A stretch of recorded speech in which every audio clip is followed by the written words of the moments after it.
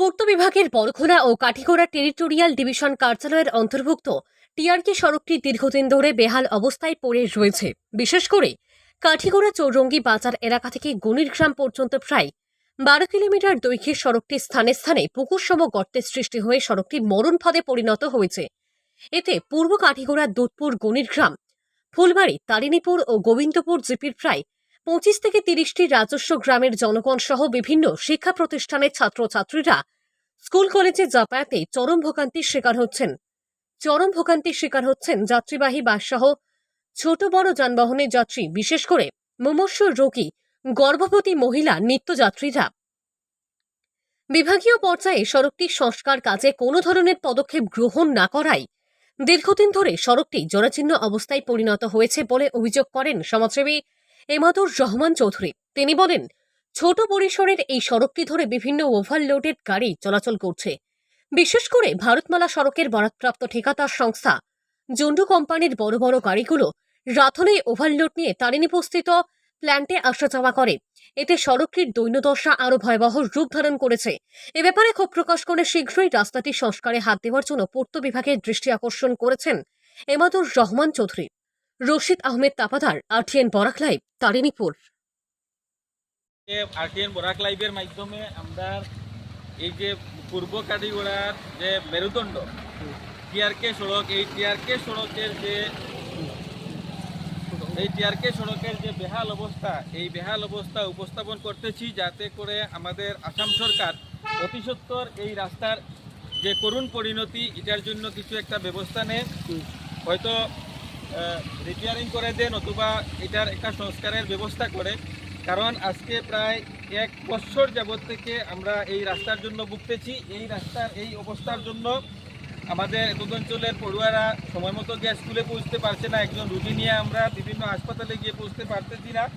আপনারা একটু লক্ষ্য করলে দেখবেন যেভাবে এই রাস্তার অবস্থা, এই অবস্থাতে আমরা মাত্র 7 থেকে 8 কিলোমিটার জায়গা চৌরঙ্গি কাঠিগড়া হসপিটাল পর্যন্ত যেতে আমাদের প্রায় 1 ঘন্টা সময় লাগে। এমন অবস্থাতে একজন রোগী এই অঞ্চল থেকে কাঠিগড়া মডেল হসপিটালে যেতে কত সময় লাগবে? এবং সবচেয়ে পরিতাপের বিষয়, আমরা বিভিন্নবার সরকারের প্রতি আমরা আবেদন করেছি এই রাস্তা পুনর্নির্মাণ করে দেওয়ার জন্য। এই যে টিআরকে সড়ক, এটা একটা ঐতিহ্যবাহী আমাদের কাঠিগড়া, একটি পূর্ব কাঠিগড়ার বিশেষ করে একটা মেরুদণ্ড। এই মেরুদণ্ডের এই বেহাল অবস্থা আজকে জনগণ আমরা খুবই ভুক্তভোগী। ইদানিং আমরা দেখেছি রানীঘাট থেকে যে এই টিআরকে সড়কের কিছুটা অংশে কাজ আরম্ভ হয়েছে। অত্যন্ত দুঃখের বিষয়, যে কন্ট্রাক্টর এবং ডিপার্টমেন্ট মিলে এখানে একটা পুকুর চুরি করতেছে। গতকালকে আমরা কয়েকজন সেই রাস্তা কাজ পরিদর্শন করতে গিয়েছিলাম। টিআরকে সড়কের বড়কলা অংশ, অর্থাৎ রানীঘাট থেকে যে রাস্তার কাজ আরম্ভ হয়েছে, এই কাজে আমরা দেখছি যে পুরনো যে ব্লক যেগুলা বিছানো ছিল রাস্তায়, সেইগুলোকে তুলিয়ে ধৌত করে আবার রাস্তায় দিতেছে। অতএব সরকারের কাছে আমার একটা প্রশ্ন, যে এই টিআরকে সড়কের কাজ নির্মাণ করা আরম্ভ হয়েছে না এটা রিপেয়ারিং করা হচ্ছে? জনসমক্ষে এইসব কথা আপনারা তুলে ধরুন। ডিপার্টমেন্টের সম্পূর্ণ গাফিলতি, যে গাফিলতির কারণে আজকে ডিপার্টমেন্ট কন্ট্রাক্টরের সঙ্গে মিলে একটা বড় ধরনের স্ক্যাম, একটা দুর্নীতি আমরা পরিলক্ষ্য করতেছি।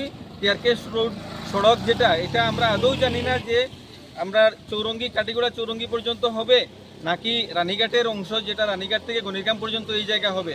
1 বছর থেকে দেখছি কাজ হচ্ছে, কিন্তু এটার সমাপ্ত কোন দিন গিয়ে এই কাজ সমাপ্ত হবে সেটা এখনো বোঝা যাচ্ছে না।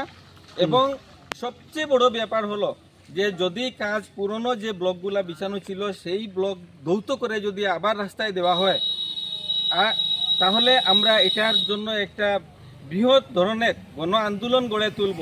যদি এই রাস্তার কাজ নতুনভাবে স্যাংশন বা হয়ে থাকে, তাহলে কন্ট্রাক্টর বা ডিপার্টমেন্টকে নতুন ব্লক দিয়ে এই কাজ সম্পন্ন করতে হবে।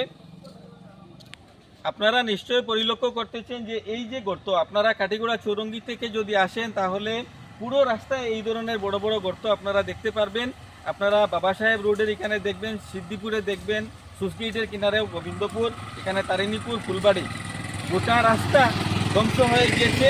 এবং এটার একটা প্রধান কারণ যেটা হলো, আমরা জানি যে এই ধরনের একটা ছোটো রাস্তা দিয়ে আজকে প্রায় 1 বছর থেকে এই যে ভারতমালার প্রজেক্ট যেটা নতুন হবে, যেটা জন্ডু কনস্ট্রাকশন এটার কাজ করতেছে, সেই জন্ডু কনস্ট্রাকশনের মাল বুঝাই ওভারলোডেড গাড়ি প্রতিনিয়ত দিনে রাত্রে তারা নিয়ে আসছে এই রাস্তা দিয়ে।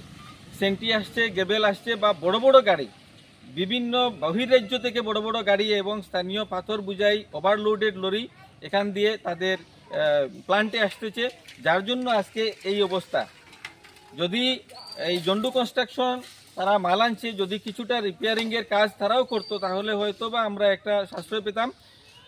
সর্বশেষে আমি সরকারের দৃষ্টি আকর্ষণ করছি, অতি সত্বর এই যে টিআরকে সড়ক, এই টিআরকে সড়কের একটা মেরামত বা পুনর্নির্মাণের ব্যবস্থা যাতে করে দেন।